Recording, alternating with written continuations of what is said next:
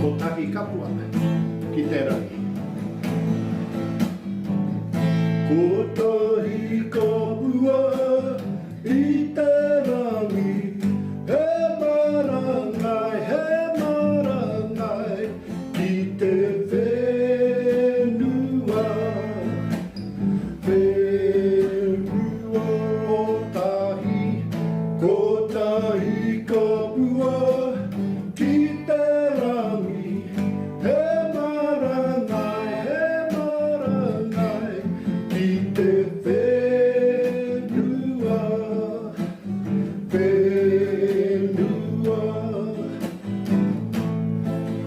Ka piti te rā, ki tua, o ka hurangi, e kore koe e ngaro, e kore koe e ngaro,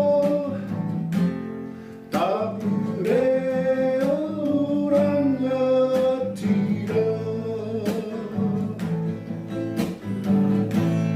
tapu reo rangatira.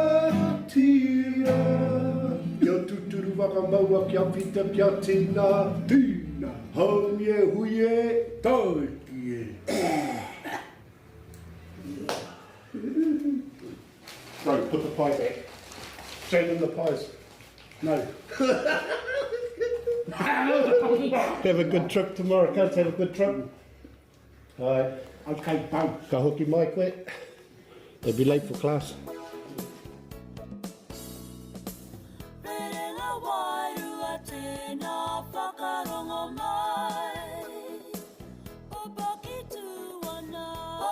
E mātou mātou i te rangi, whakapāna e nei kai.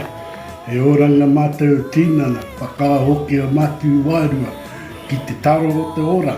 Āmene. Āmene. Āmene. Kia ora e hoa, ka mihi au ki a koe. Ka mihi au ki tōku hoa, te wiata. Ethel, Raika. Raika, Maika, Rite tonu. Ka mihi au ki tōna whaia, Ani, Hariona, Tākarai, kei te mihi. Ka mihi au ki tōna Kuia, Marara, Wiki, Tākarai, kei te mihi. Ka mihi au ki tōna tipuna paia, ko te karehu. Tuauru, pokeroa, nō reira, tēnā koutou, tēnā koutou, a tēnā koutou katoa.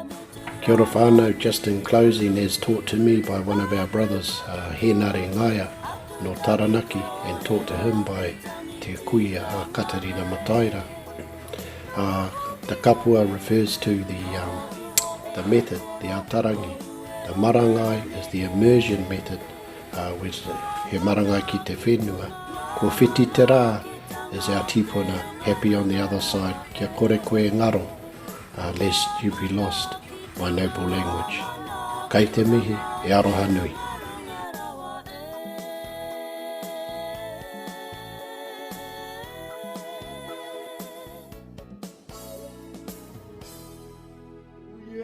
Taukie.